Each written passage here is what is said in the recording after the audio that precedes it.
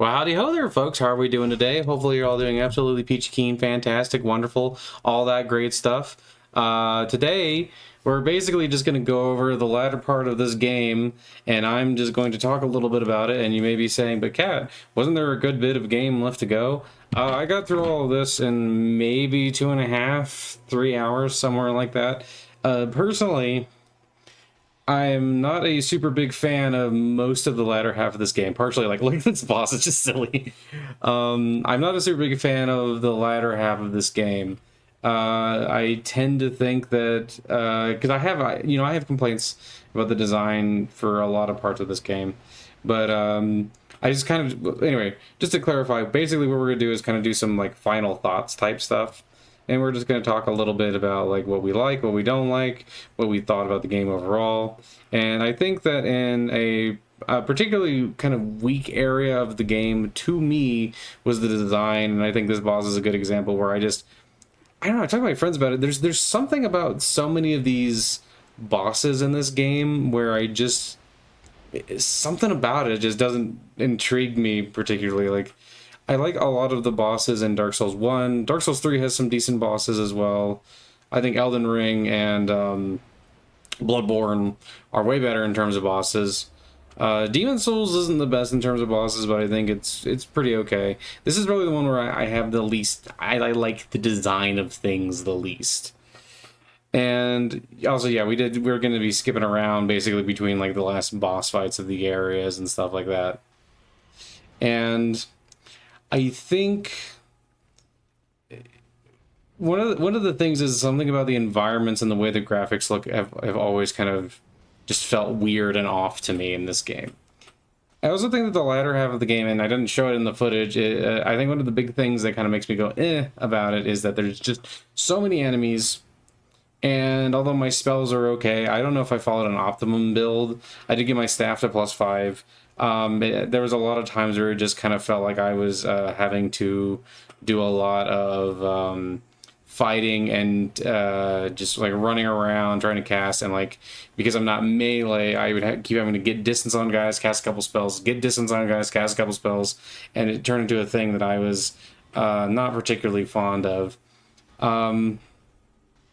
I do think this boss here is actually one of the better designs in the game. I actually do like this a decent bit. But one of my kind of complaints about the bosses in this game is that a lot of them are just dudes in armor. Like a surprisingly large amount of them feel to me like they're just dudes in armor. You go through the DLC and one is a dragon. That's kind of cool. Then it's dude in armor and dude in armor. And I mean, there's multiple dudes in armor, and by the way, I was so lucky there. Look at that. Oh man. But there was I was basically very uninspired with the boss designs, and I really wasn't enjoying the spells being numbered rather than having like an FP bar. But I think they actually do it like that in Dark Souls 1 as well. And I've never actually played a spellcaster in Dark Souls 1. I've played one that uses some miracles, but not really like one that's like officially a spellcaster. So that was probably one of my bigger complaints, is like I don't really like the numbered thing. I do think that a lot of the combat as a mage was, it was kind of interesting how often I was basically just doing this, just like slightly backing up, shooting a spell, slightly backing up, shooting a spell, and then slightly backing up. Like, there was a surprisingly large amount of time that I was doing that. It's also kind of funny because this staff, because it's so tall, sometimes if the enemy would get, if they got like right up on me, I would have a really hard time killing them because I would always like cast over their head and things like that. Oh, and here I also didn't realize that apparently the desert sorceress gloves were actually giving me +1 intelligence, so I was technically, during this fight, not actually able to like use the staff to its full potential. I did fight this guy a couple of times, because the first time he did his fire breath attack, and it basically just kind of shruined me. And that ended up being a problem. I kept picking up divine blessings. Uh, And I don't even remember where I got that divine blessing. But yeah, anyway, it ended up being pretty all right. I think I personally think that the Souls games start to rely a little bit too much on dragons as they go on, where they kind of become like a thing everywhere. Where I kind of get it more as part of like a theme that I enjoy in Dark Souls 1, where it's more just like, oh, and then I was sitting here going, why can't I cast? And then I realized I didn't turn up the spells. Um, and realizing that there were definitely I really like the whole thing with the everlasting dragons and stuff like that. I think something about this game is that I just never particularly cared for the whole idea of like, well, you're trying to be a monarch, and it's like, be a monarch of what? All of this just kind of seems like it's in a bad position, and there's not really any reason to rule over it. I mean, you can if you really want to, but yeah. I also started to realize that like there's a for some reason in the latter half of this game there's like at least multiple areas where the equipment will just break really rapidly, which I think this was another thing that I wasn't really a big fan of. I don't think that equipment durability is necessarily a bad thing, but I feel like in some cases it really started to feel like I was just that stuff was breaking just too often in some areas. But to be fair, I think that one was because I fell into a pit, excuse me, of those weird, like hairless hamster, giant hairless hamster things, and there's the green thing, and because I was trying to remember where you need to go in certain areas. I will say that the durability was starting to get more annoying. As I think as a thing, as a kind of it's one of the things I think of when I think of Dark Souls 2 and Dark Souls Scholar of the First Sin. I think it's a little too prevalent for my liking. It's not necessarily like the worst mechanic ever, but like as a wizard, I'm mostly using a staff.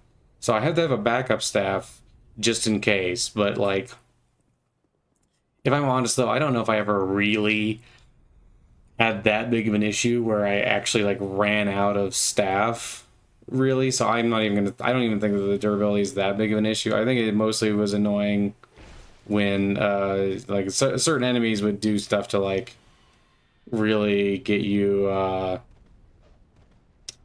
to really like mess with your durability and things like that. I was also thinking, did I enjoy this game more as a melee person?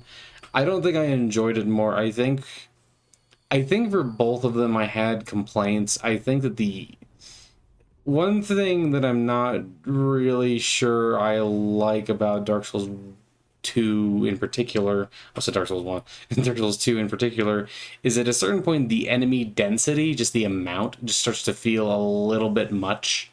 And it just starts to feel a little bit like, well, I could sit here and fight you all, but it makes way more sense to just run past you and not deal with you, as I did there. Um, I also do like this dragon just kind of laying here, just like hanging out, and I'm just like, hey, you're like a fake ancient dragon. Can I have a hug? It didn't want to give me a hug though. It was kind of a bastard like that.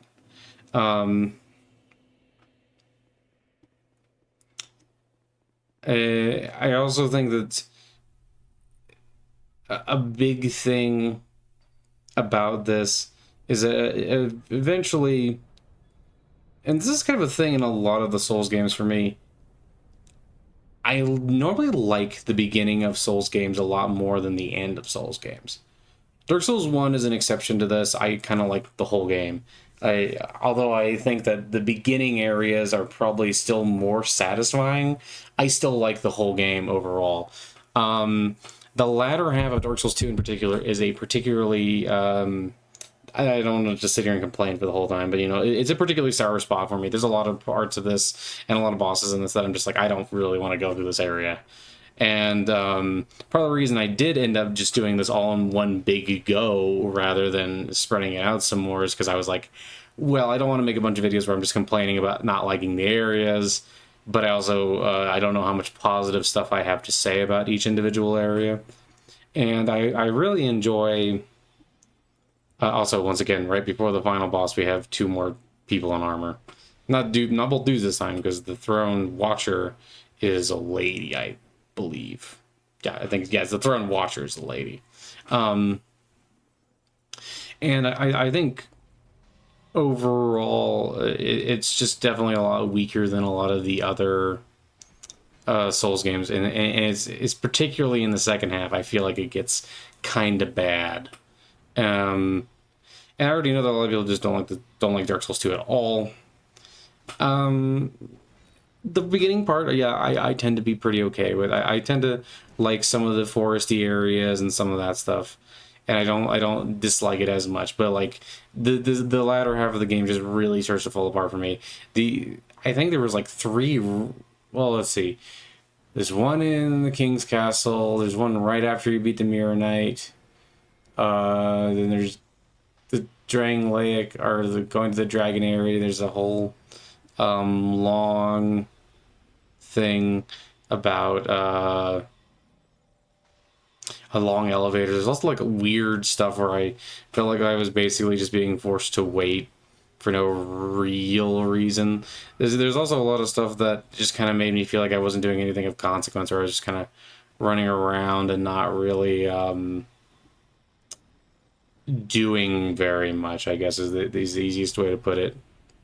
I do like that they added these two summons. I don't think these guys are added in Scholar. I think they were there in the original base game. I will say Scholar of the First Sin provides a couple little quality life improvements that I think make the game a bit better overall.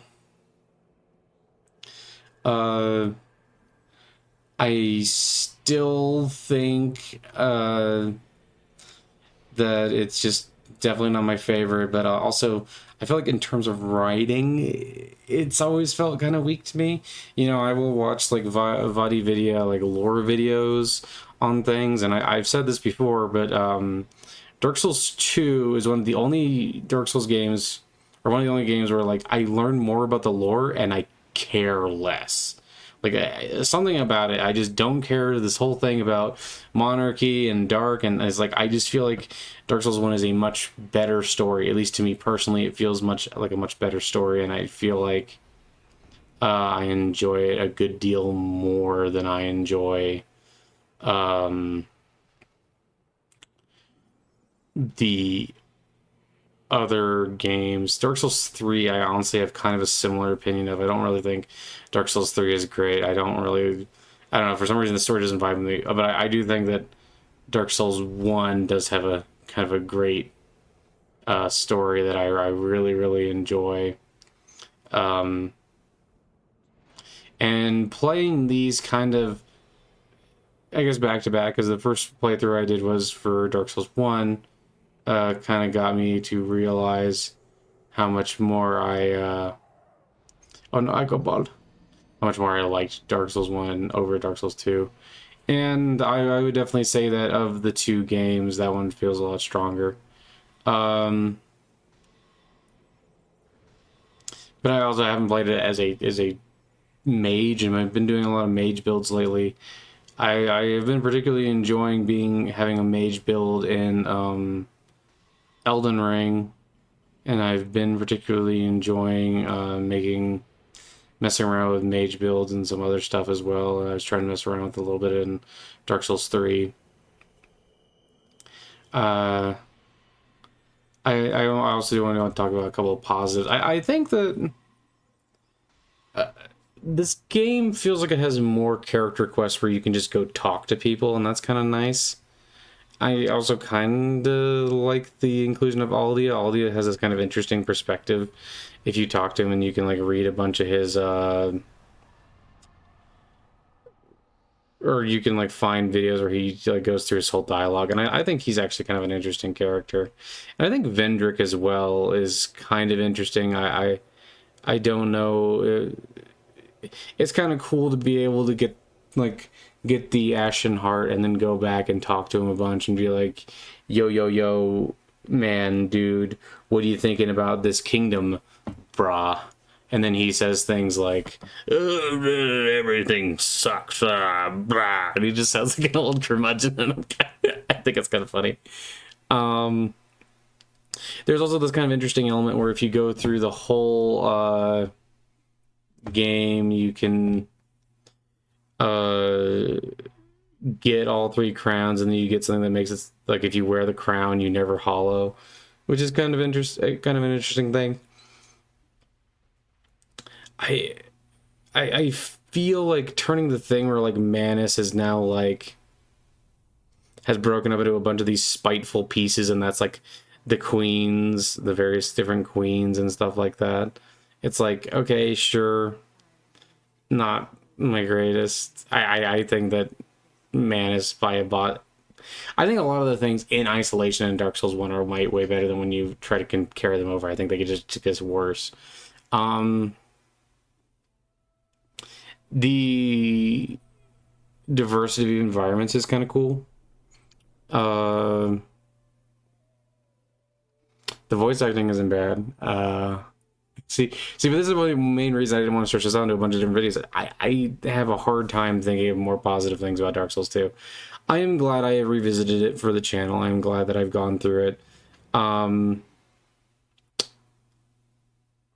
will say I don't... Of all the Souls games, I think it's probably my least favorite. Maybe Scholar is slightly better than the original Dark Souls 2. But honestly, it's just my least favorite. And I'm glad I went through it again and revisited it. But like, honestly, during several parts of the latter half of this game, I was like, I kind just want to uninstall this. It's like, I'm kind of done.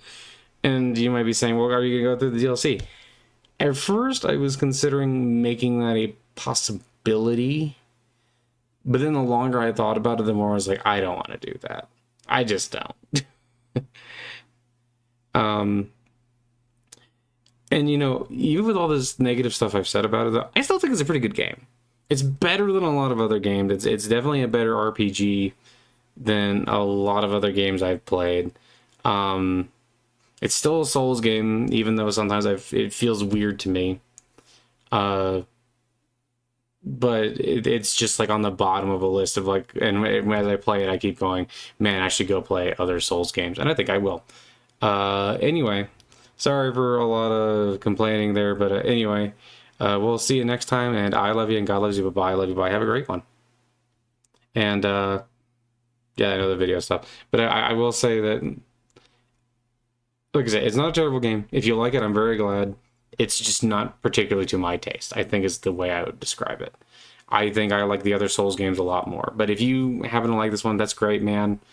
And I don't think you should dislike it, but just, like I said, the vibe is just not there for me. The vibe is not there for me.